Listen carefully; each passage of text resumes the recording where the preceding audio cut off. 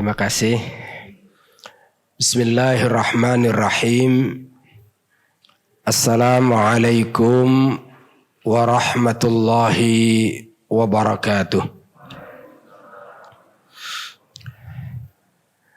Alhamdulillahi rabbil alamin. Wa bihi nasta'inu ala umuri dunya waddin.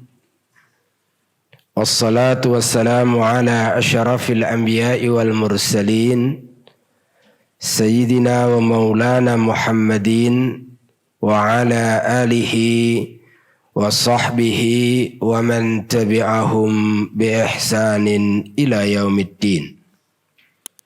Subhanaka la ilma lana illa ma 'allamtana innaka antal alimul hakim.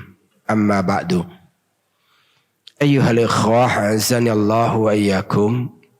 Bapak Ibu jamaah salat subuh rahimakumullah. Alhamdulillah, dengan kudrah dan iradah Allah, kembali pagi ini kita dipertemukan. Pertemuan yang kelima, mudah-mudahan menjadi pertemuan yang diberkahi oleh Allah Subhanahu wa taala. Amin.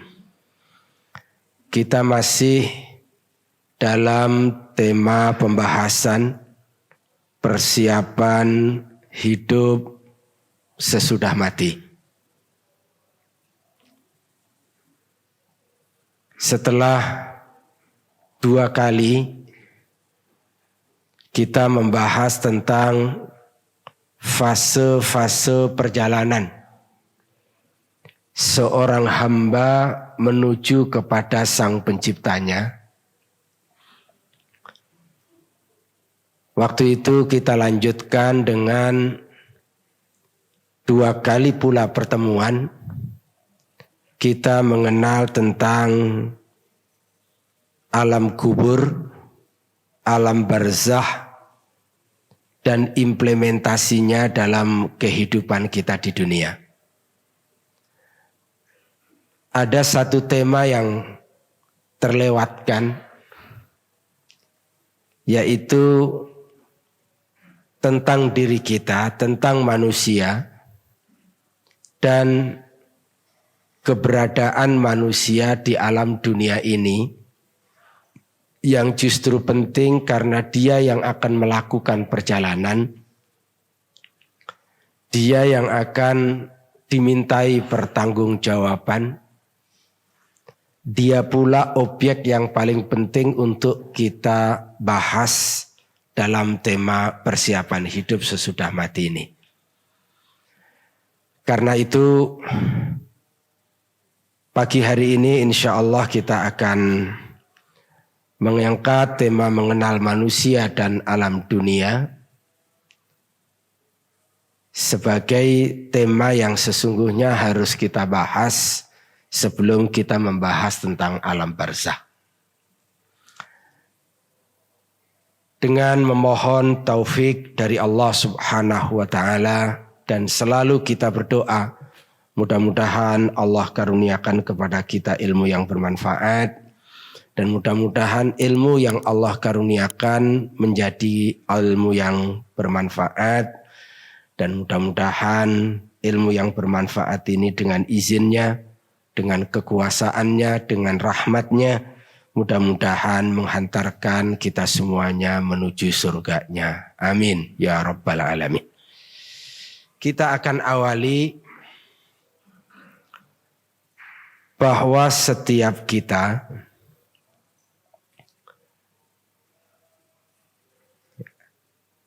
sebelumnya didefinisikan oleh ayat 28 dari suratul Baqarah yang sudah pernah kita bahas, adalah kita berada dalam kematian. Perjalanan hidup ini bukan kita awali dengan hidup, tapi kita awali dengan mati. Dan mati yang dimaksudkan adalah belum bertemunya ruh dengan jasad kita. Allah belum mempertemukan antara ruh dengan jasad kita. Ruh masih ada di alamnya, jasad barangkali juga belum ada dalam kandungan sang bunda. Itulah yang disebut dengan mati. Belum bertemu antara ruh dengan jasad. Satu hal yang tidak boleh kita lupakan adalah apa yang Allah informasikan pada ayat 172 dari surat Al-A'raf. Ketika Allah berfirman, wa idh akhadha rabbuka min bani adama min zuhurihim dzurriyyatahum wa ashhadahum ala anfusihim alastu bi rabbikum qalu bala syahidna an taqulu yaumal qiyamati inna kunna an hadza ghafilin. Dan ingatlah ketika Tuhanmu mengeluarkan keturunan anak-anak Adam dari sulbi mereka.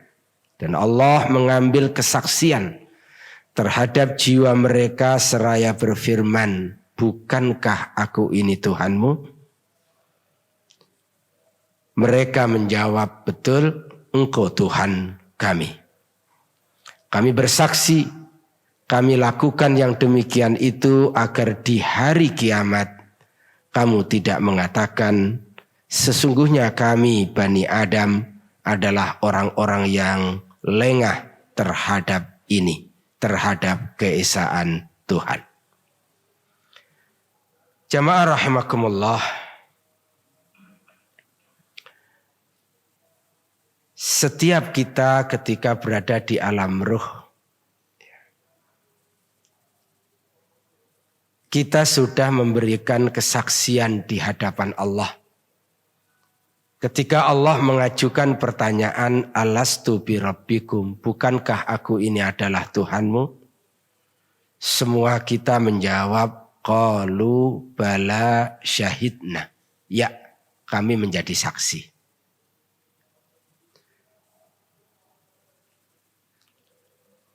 Tentu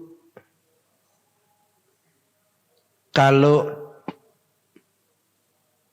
dasarnya adalah ingat atau tidak ingat, orang akan begitu mudah mengatakan kayaknya saya nggak pernah ngomong begitu dah.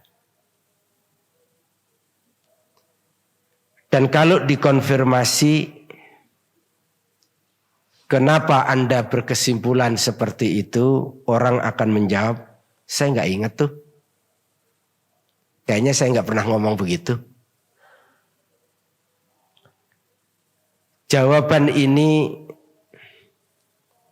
adalah jawaban yang dibangun di atas prinsip bahwa sesuatu yang ada itu, sesuatu yang pernah terjadi itu adalah sesuatu yang apabila kita mengingatnya.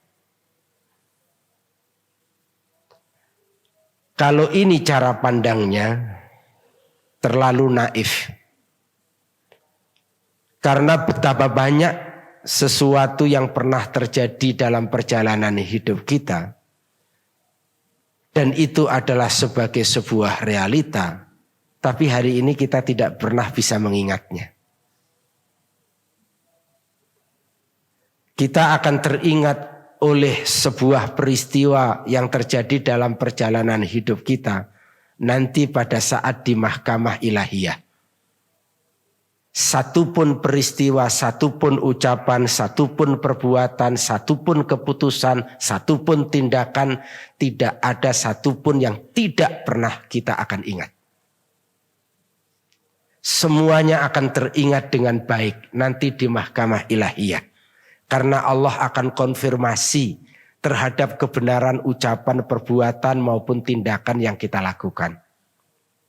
Dan Allah maha mudah. Bagi Allah sesuatu yang sangat mudah untuk menjadikan manusia tidak lupa sedikit pun terhadap apa yang pernah dilakukan. Tapi ketika kita hidup di dunia, terlalu banyak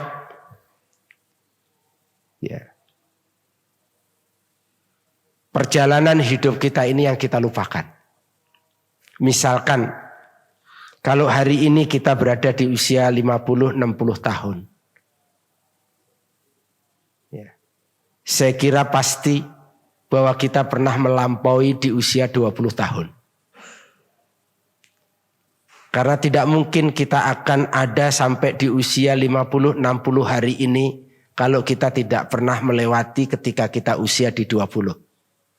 Betapa banyak peristiwa yang terjadi pada diri kita di usia 20 tahun.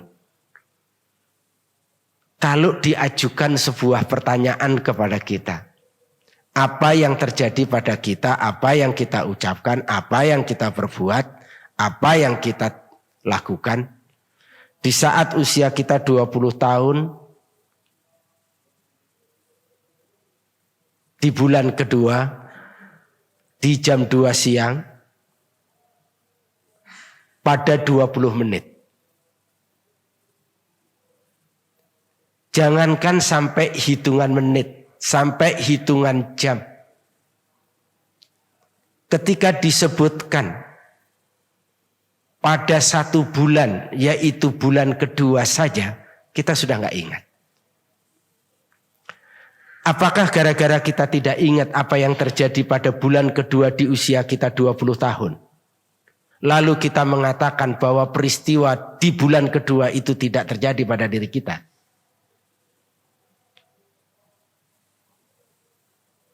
Maka oleh karena itu, jamaah rahimakumullah, peristiwa itu terjadi. Bahkan hari ini kita sangat yakin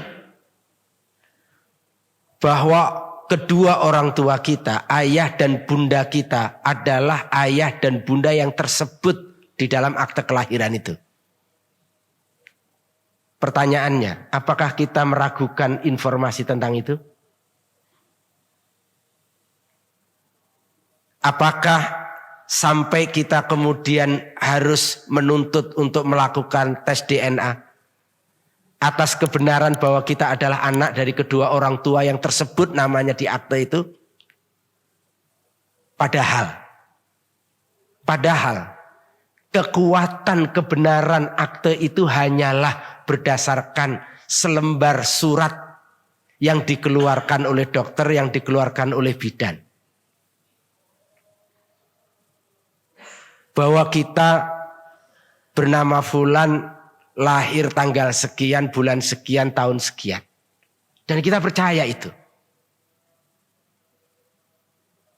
Jamaah rahimakumullah. Ayat 172 dari surat Al-A'raf. Itu yang menginformasikan tentang apa yang terjadi di masa lalu di alam ruh. Tentang kita. Bukan sekedar manusia. Bukan sekedar bidan. Ini adalah informasi dari Allah Jalla Jalaluh, Allah pencipta alam jagat raya ini. Allah yang serba maha, Allah yang maha agung. Ketika berada di alam roh, semua kita memberikan kesaksian. Ketika diajukan pertanyaan, alastu birabbikum, kita mengatakan, qalu bala syahidna. Secara fitrah manusia, bahwa manusia itu lahir dalam keadaan membawa, dalam keadaan fitrah, dan fitrah itu bermakna tauhid. Ada modal itu. Dan itu terbukti seringkali dalam kehidupan ini. Jamaah rahimakumullah, manusia itu kalau dirundung kesulitan, lalu kemudian dia berdoa. Doanya itu menengadahkan tangan ke atas, ke samping atau ke bawah? Ke atas. Naluri manusia. Orang boleh gagah berpendapat dengan pandangan atas dasar faham anti Tuhan, ateisme. Tapi sesungguhnya dia melawan fitrahnya. Dia melawan hati nuraninya. Diri manusia itu sesungguhnya memberikan kesaksian bahwa Tuhan itu ada. dan Tuhan itu ada di langit. Itulah manusia. Dan biasanya muncul ketika dia berhadapan dengan situasi yang sangat sulit. Tidak ada satu nama yang disebut kecuali Tuhan. Kalau pesawat terbang sedang oleng, situasi amat sangat sulit. Walaupun dia tidak pernah sholat jika dia orang Islam.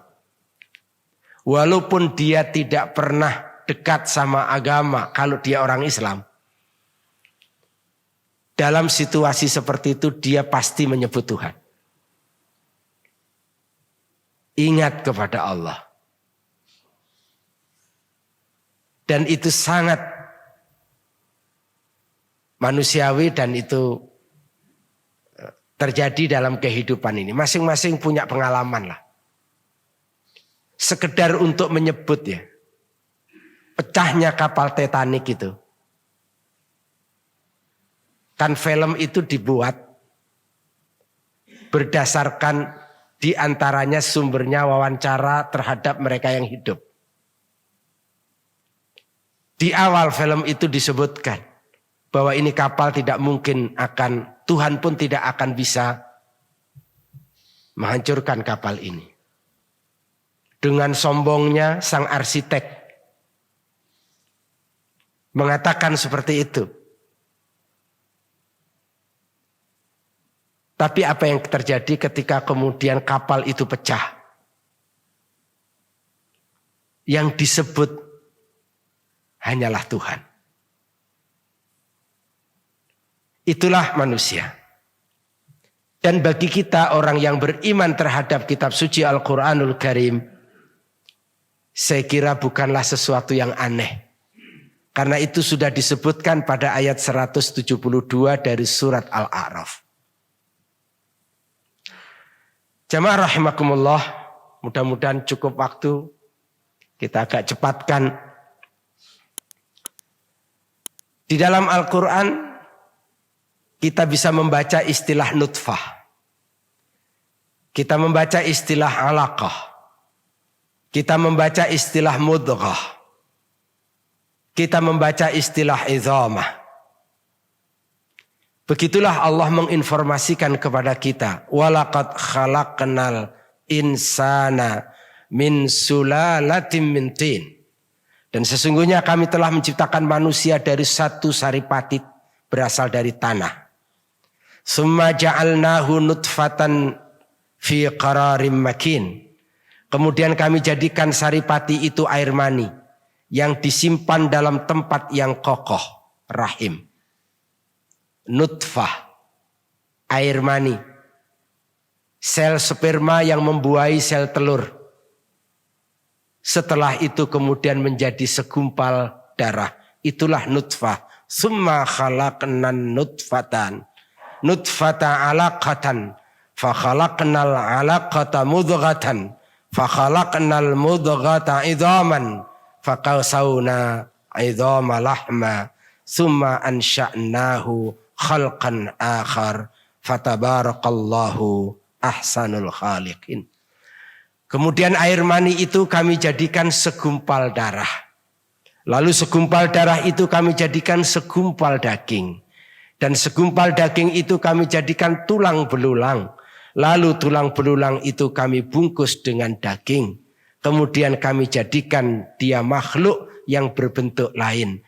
Maka maha sucilah Allah pencipta yang paling baik. Demikian surat Al-Mu'minun ayat 12 hingga ayat 14.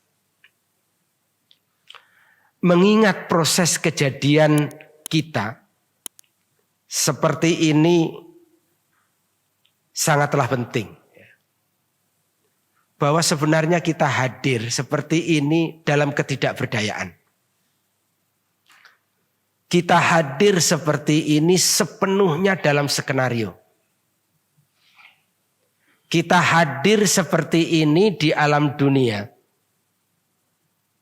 Tidak ada kuasa sedikit pun atas, tidak ada kuasa sedikit pun diri kita atas kita.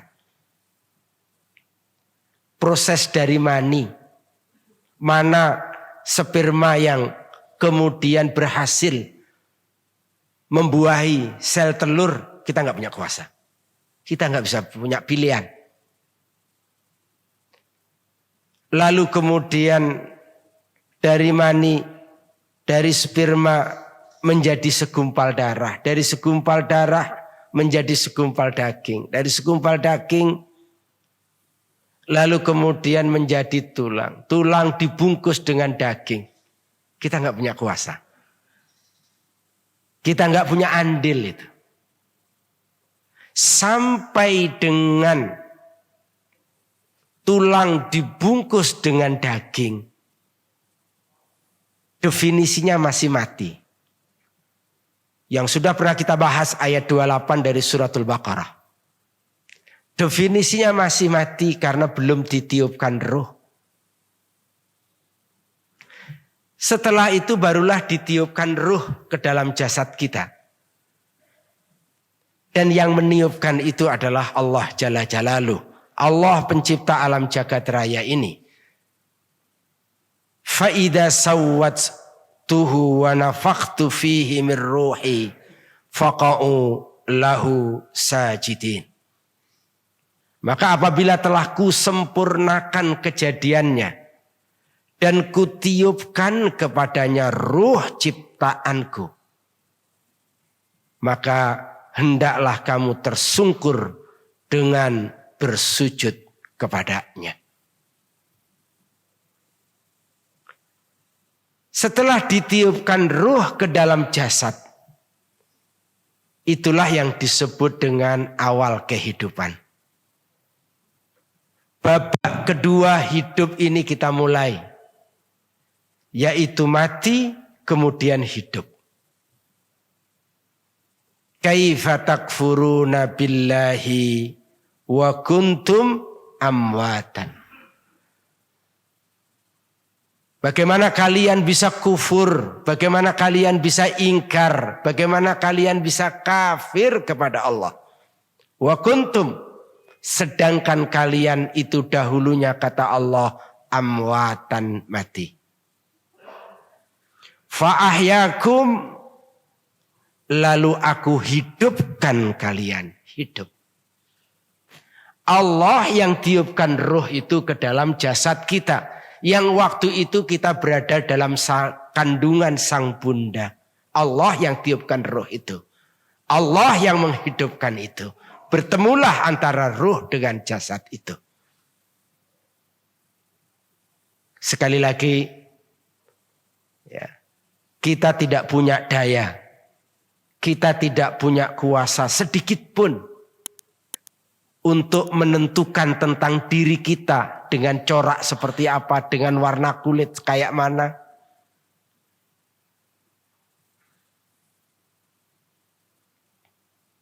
Yang maha kuasa atas semuanya itu adalah Allah. Maka Allah mempertanyakan, kaifa takfuruna billah? Bagaimana kalian bisa kufur? Bagaimana kalian bisa ingkar kepada Allah? Padahal kalian dahulunya mati. Kemudian aku yang menghidupkannya. Jamaah rahimakumullah, kemudian terlahir di muka bumi. Terlahir dalam keadaan fitrah. Ini catatan penting. Kita terlahir yang dimaksudkan adalah keluar dari rahim sang bunda. Dan kemudian kita hidup di alam dunia sekarang ini. Tapi yang tidak boleh kita lupakan, kita ini terlahir dalam keadaan fitrah. Bapak-bapak dan ibu-ibu, fitrah seringkali orang memaknakan dengan suci. Saya lebih cenderung untuk mengajak kita menterjemahkan dengan kalimat apa adanya. Dengan kata aslinya. Setiap bayi dilahirkan atas dasar fitrah. Karena sulit untuk mencari makna terjemahan dari kata fitrah. Kalau fitrah itu artinya suci, fitrah itu artinya bersih, seperti kertas putih.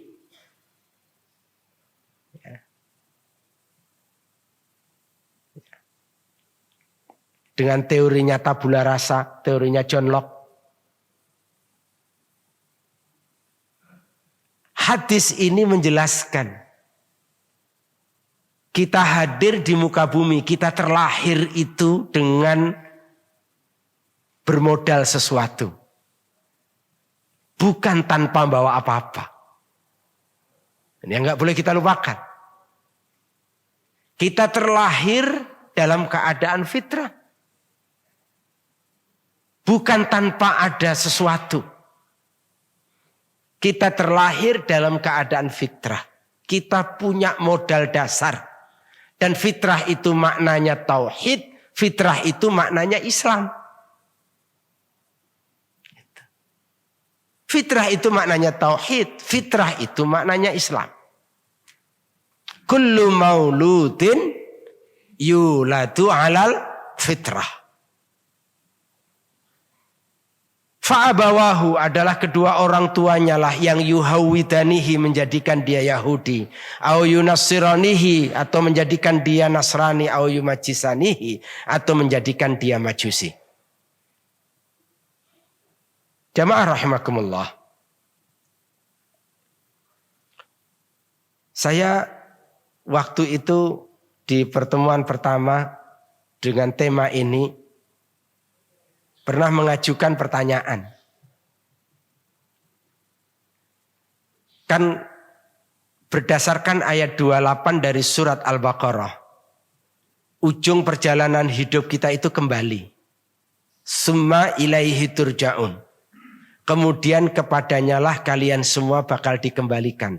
Dikembalikan kepada Allah maksudnya satu di antara dua. Menjadi penduduk neraka atau menjadi penduduk surga.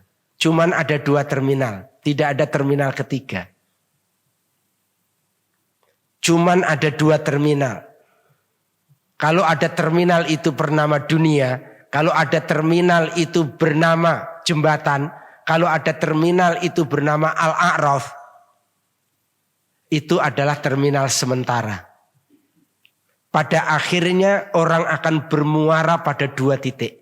Kalau tidak neraka adalah surga. Kalau tidak surga berarti di neraka. Waktu itu saya ngajukan pertanyaan. Kalau dahulu di saat kita usia kita 5-6 bulan dulu. Sebelum sekarang ini misalkan. Di usia kita 5-6 bulan. Lalu kita itu meninggal. Lalu kita meninggal. Pertanyaannya.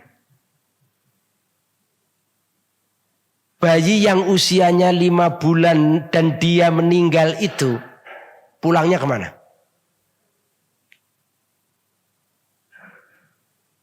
Disebut pulang cuman ada dua. Kalau tidak neraka adalah pulangnya kemana dia? Surga. Dia pulangnya ke surga. Kenapa? Manusia itu terlahir sebagai penduduk surga. Terlahir dalam keadaan fitrah. Terlahir dalam keadaan bertauhid. Terlahir dalam keadaan Islam. Itu keyakinan kita. Terlahir dalam keadaan Islam. Terlahir dalam keadaan bertauhid. Maka kalau ada mu'alaf, orang bersyahadat, dan dia masuk Islam, saya kadang-kadang memberikan ucapan sama dia, selamat kembali kepada jati diri. Dan Anda jangan merasa asing, karena sesungguhnya Anda telah kembali kepada jati diri Anda. Karena dia terlahir walaupun bapak ibunya dalam keadaan kafir. Bapak ibunya bukan muslim. Dia terlahir dalam keadaan fitrah.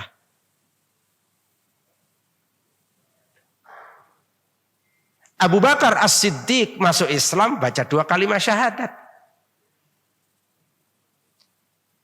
Karena dia jalan-jalan. Tapi anak Abu Bakar As-Siddiq nggak usah pakai baca syahadat. Dia sudah Islam.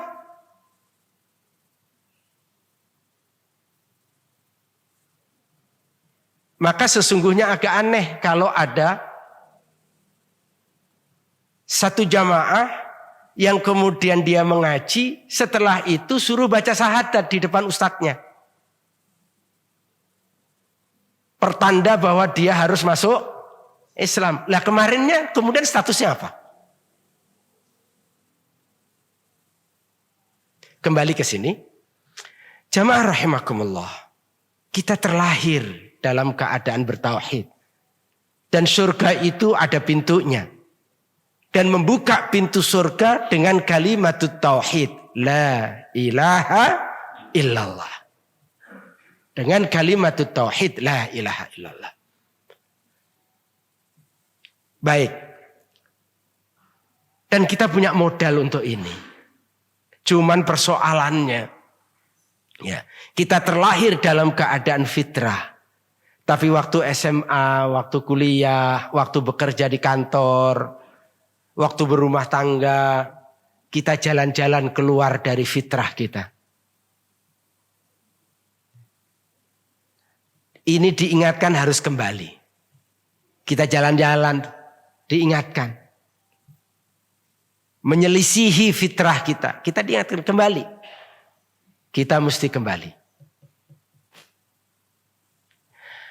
Baik, Bapak-bapak, ini kira-kira perjalanan ya, yang telah, sedang, dan pasti kita akan alami nih. Ini bagian ini kita kita buat berdasarkan klasifikasi manusia di awal suratul Baqarah. Ayat 1 sampai dengan ayat 5 bicara orang beriman, bicara orang bertakwa. 6 dan 7 bicara tentang orang kafir. 8-20 bicara tentang orang munafik. Ini perjalanannya. Saya kira pernah saya jelaskan walaupun tidak ditampilkan. Tapi disinilah posisi kita hari ini. Posisi kita hari ini di alam dunia ini. Dengan kematian Allah akan hantarkan nanti kita berada di alam kubur. Maka waktu itu kita mengkritisi ketika ada seseorang yang melepas jenazah saudaranya. Yang itu berarti dilepas dari alam kubur, alam dunia menuju kepada alam kubur. Ketika dia mengatakan marilah kita hantarkan jenazah si fulan ke tempat peristirahatannya yang terakhir. Itu adalah salah. Itu menyesatkan. Walaupun kalimatnya terdengar begitu indah. Dan itu sering kita dengarkan. Bagaimana orang akan mengatakan bahwa dia akan mengantarkan jenazah si fulan ke tempat peristirahatannya yang terakhir. Padahal posisinya baru di alam kubur. Perjalanannya masih amat sangat panjang. Panjang sekali perjalanan masih.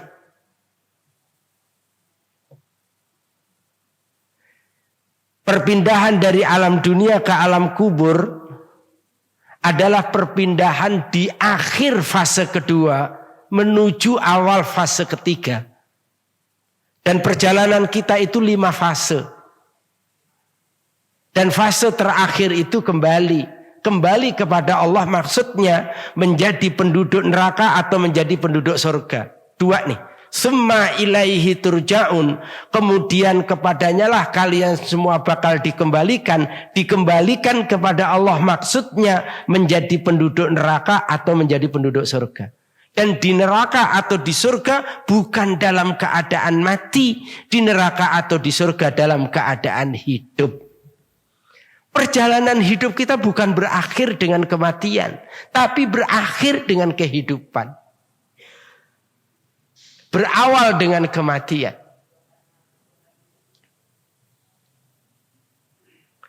Maka oleh karena itu jamaah rahimakumullah, saya kira Ini penting untuk terus kita renungkan, ya, bahwa perjalanan kita ini sangat panjang.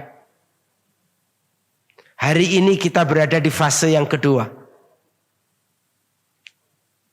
Kita akan terus menjalankan perjalanan. Dan kalau yang disebut dengan iman kepada hari akhir, ruang lingkup iman kepada hari akhir.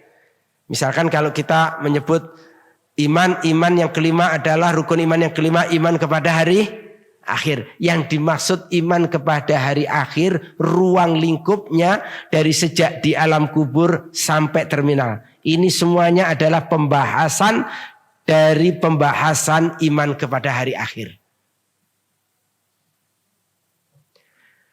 Baik, jamaah rahimakumullah. Jadi inilah perjalanan hidup kita.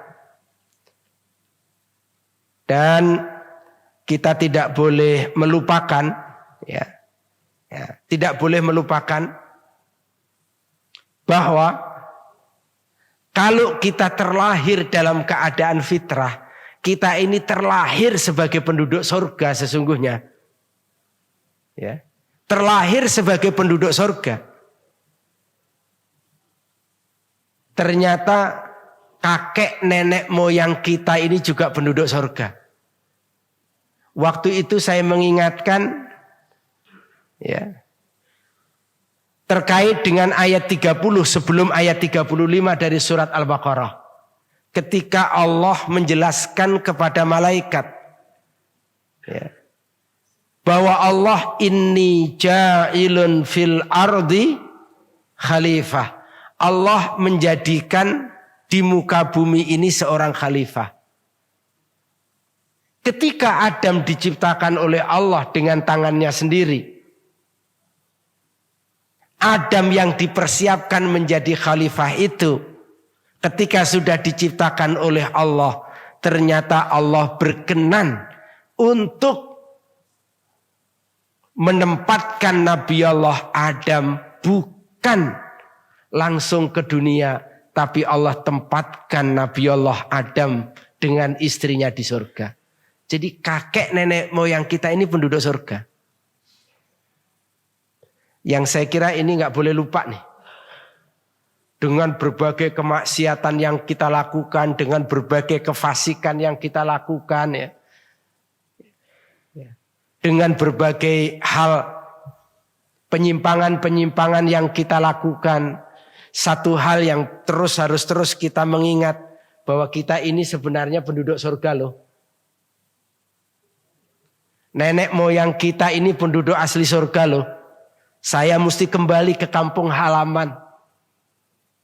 Dan kampung halaman saya itu adalah, kampung halaman nenek moyang saya itu adalah surga.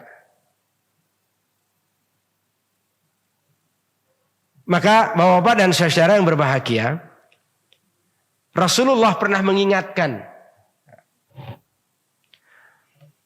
Dan ini diingatkan oleh baginda Nabi kepada anak yang masih muda belia.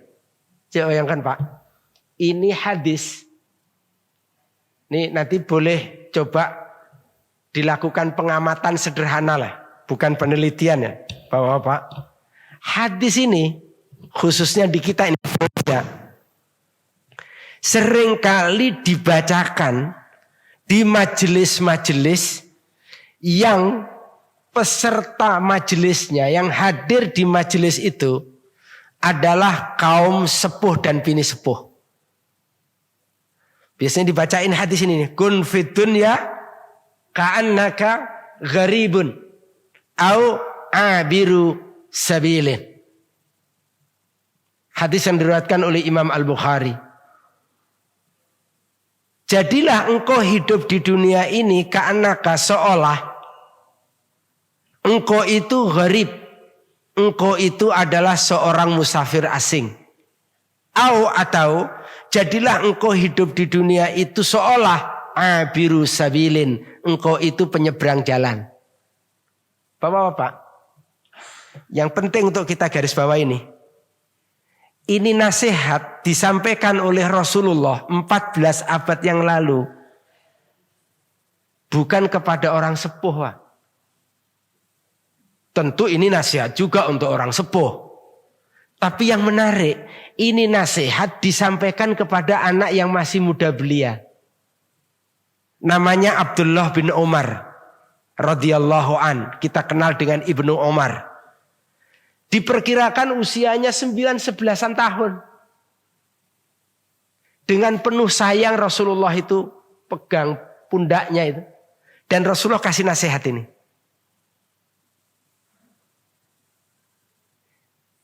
Anak yang masih muda belia diajarkan oleh Nabi, diajak oleh Nabi untuk membangun sebuah visi yang benar dalam menjalani hidup ini. Yang diawali dengan cara pandang yang benar terhadap hakikat dunia ini. Dan dalam hadis ini, memandang dunia ini dengan dua kata kunci. Kata kunci yang pertama, ayo kita lihat dunia ini, perjalanan hidup di dunia ini seperti gharib, musafir asing. 1, 2, ayo kita pandang hidup di dunia ini, perjalanan kita hidup di dunia ini seperti orang yang sedang menyeberang jalan. Dua kata kunci ini saya kira adalah dua kata kunci yang mudah sekali untuk kita paham. Karena kita masing-masing saya yakin tidak ada yang tidak pernah dua-duanya. Siapa di antara kita yang tidak pernah jadi musafir? Siapa di antara kita yang tidak pernah punya pengalaman nyebrang jalan? Semuanya pernah. Sangat visual. Maka menarik komentar Ibnu Qayyim Al-Jauziyah rahimahullah di dalam kitabnya Al-Fawaid terhadap hadis ini. Kata Ibnu Qayyim Al-Jauziyah, manusia sejak diciptakan senantiasa menjadi musafir. Dan marilah hari ini kita fahami kita ini sebagai seorang musafir. Dan kata beliau, batas akhir pemberhentian perjalanan mereka adalah surga dan neraka, surga atau neraka. Kita ini musafir, Pak. Kita sedang dalam perjalanan. Terminal akhirnya, nih, roti ini bagian dari dunia. Insya Allah nanti kita nikmati pada saatnya. Insya Allah. Dan ini kenikmatan. Ada santapan rohani, ada santapan. Cuman alangkah baiknya ya, pembagian begini ini kalau ngajinya udah selesai. Itu makannya lebih khusyuk. Insya Allah. Lebih nikmat insya Allah. Ya. Karena dilukiskan tuh kalau sahabat tuh, kalau udah dengar ayat, dengar hadis tuh kayak pasukan di depan komandan. Selalu siap. Jangankan untuk makan dan minum di depan komandan ya. Bergerak digigit nyamuk pun siap gitu. Baik, kembali ke sini. Insya Allah bulan depan nanti dibaginya setelah pengajian selesai. Jadi manusia sejak diciptakan senantiasa menjadi musafir. Batas akhir pemberhentiannya adalah surga atau neraka. Itu batas akhirnya. Nah, ayo difahami nih. Bahkan begini kalau kita lihat ya. Nanti dalam penjelasan yang lain ya. Senikmat-nikmatnya kita ini jadi musafir dan kita pernah melakukan kemusafiran. Bapak Ibu umroh, ambil bintang 5. Harga paling mahal. Nyaris turun pelataran Masjidil Haram. Masih pilih lagi kamar yang terbaik. Yang view-nya langsung menatap ke Ka'bah. Berapapun harganya. Cari yang bagus. Walaupun kita nikmat tidur di hotel berbintang. Toh yang namanya musafir pada akhirnya balik juga ke Meruya. Nggak akan ngendon dalam kemusafiran. Kita mesti berulang ini. Pertanyaannya, kalau kita pulang, pulangnya kemana?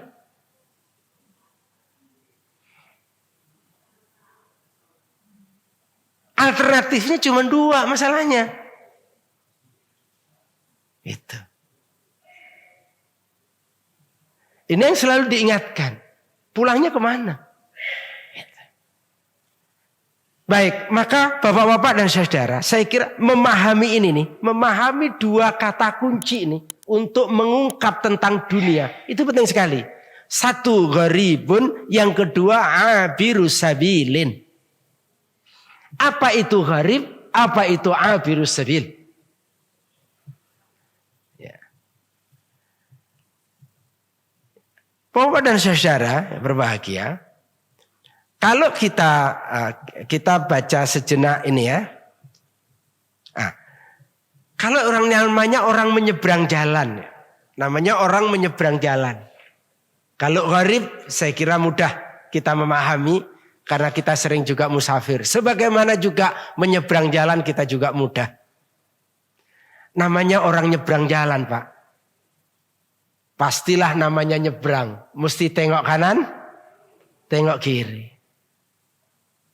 Untuk memastikan bahkan sampai tingkat ainul yakin. Sudahkah saatnya saya nyebrang atau saya mesti tahan dulu?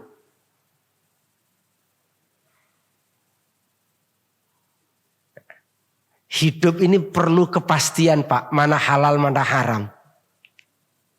Sebagai landasan, saya nikmati enggak nih? Saya makan enggak nih? Saya tanda tangani enggak nih dokumen? Gitu. Saya tanda tangani enggak di dokumen? Nah, biasanya suka dilema di situ tuh. Halal haram, halal haram. Tapi kalau enggak saya tanda tangani, kapan nih ganti Avanza ke Innova nih?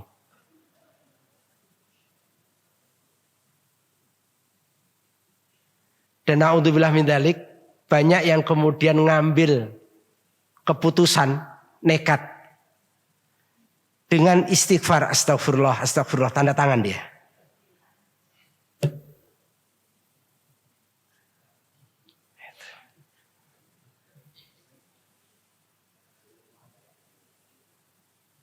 Jadi rupanya banyak orang yang nekat untuk nyebrang, padahal kendaraan masih banyak.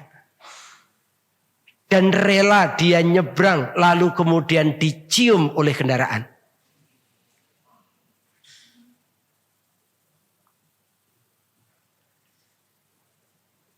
Selain yang namanya hidup ini perlu ilmu, perlu kepastian, maka ada prinsip mulia dalam Islam. Apa prinsipnya? Fa'lam annahu la ilaha illallah.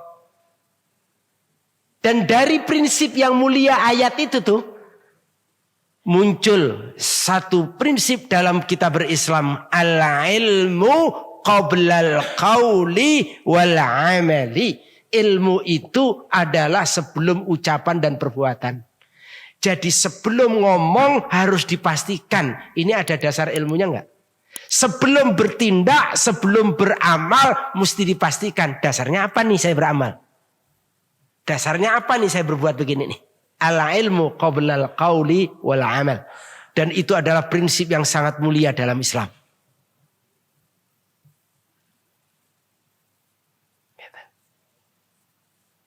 Tapi Bapak Ibu sekalian, ternyata ilmu gak cukup ya.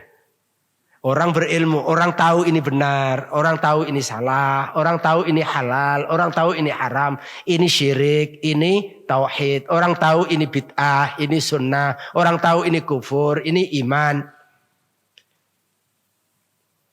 Kalau dia nggak punya keberanian untuk bersikap atas dasar ilmu yang diketahuinya, maka ilmu itu tidak akan menjadi manfaat.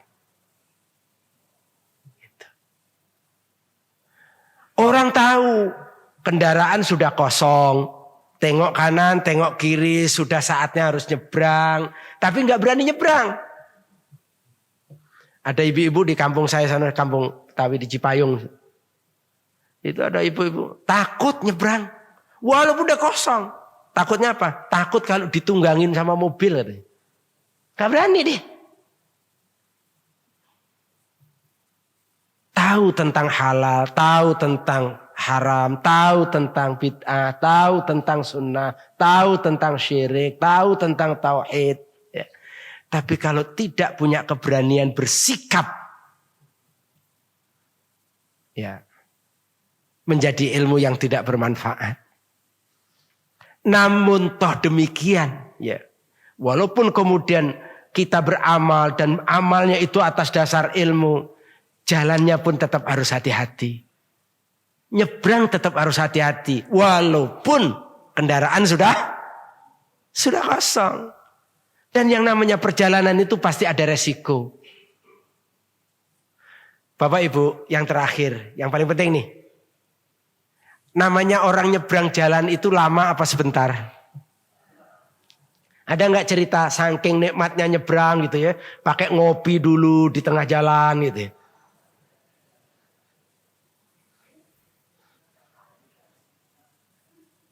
Ya, ada.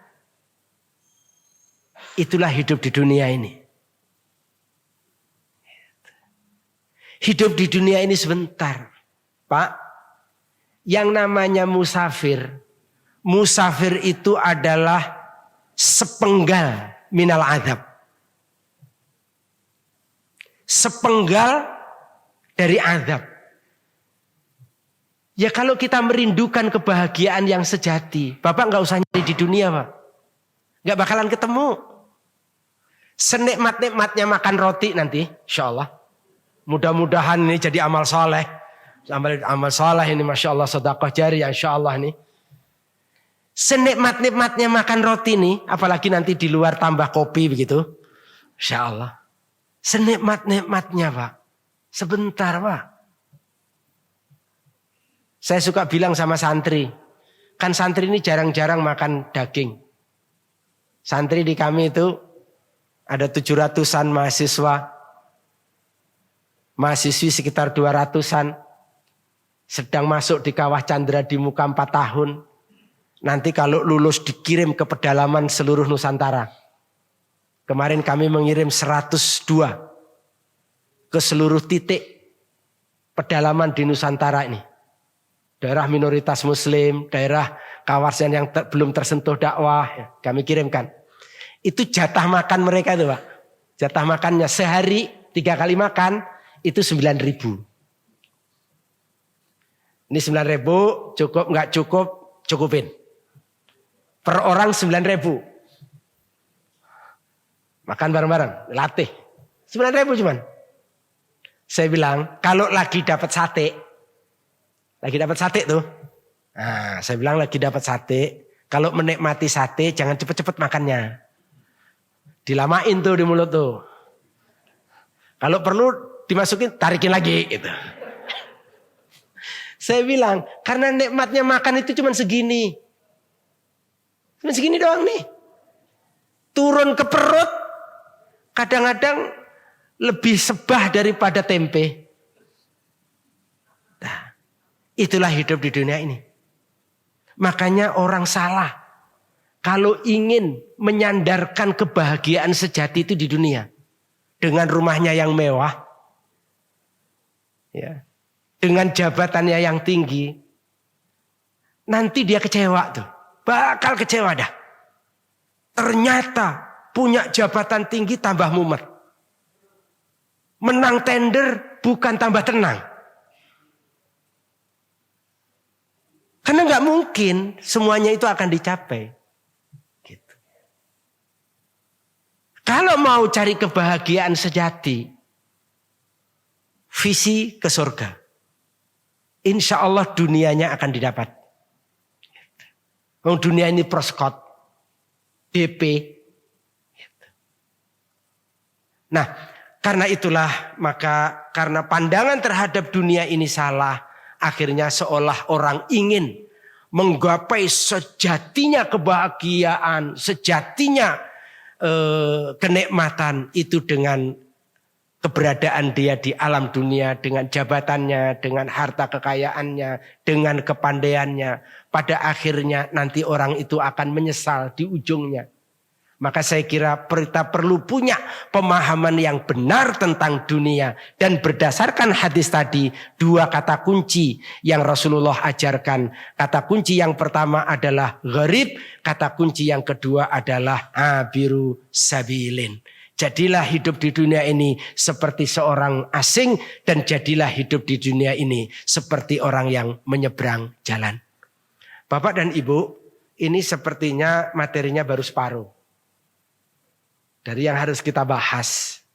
Tapi waktu sudah sesuai dengan instruksinya pemandu acara. Saya kira dicukupkan sampai di sini. Dan insya Allah kita akan lanjutkan nanti di pembahasan selanjutnya. Misalkan Bapak-bapak, misalkan bagaimana dengan pemahaman saat kita ini harus seimbang saat hidup di dunia dan akhirat. Seimbang yang sampean maksud itu apa? Seimbang itu ya kita ini harus 50-50 dunia dan akhirat. Bapak-bapak, pemahaman seperti ini cenderung karena bagian dari terpengaruh faham sekularisme. Faham sekuler. Dan seringkali, kecuali kalau nanti ada yang memaknai lain. Seringkali kita ngomong begitu. Dan insya Allah nanti akan coba untuk kita lihat sama-sama. Lalu yang benar seperti apa? Kalau kita ini nggak boleh 50-50, kita ini nggak boleh sama. Kita ini harus seimbang. Seimbang yang dimaksudkan itu seperti apa? Apakah seimbang yang dimaksudkan itu kalau 24 jam berarti 12-12? Kalau kita punya harta 100 juta berarti 50-50? Atau seperti apa? Saya kira kita mesti selesaikan. Kita mesti selesaikan insya Allah. Dan mudah-mudahan kita akan jumpa di episode selanjutnya insya Allah.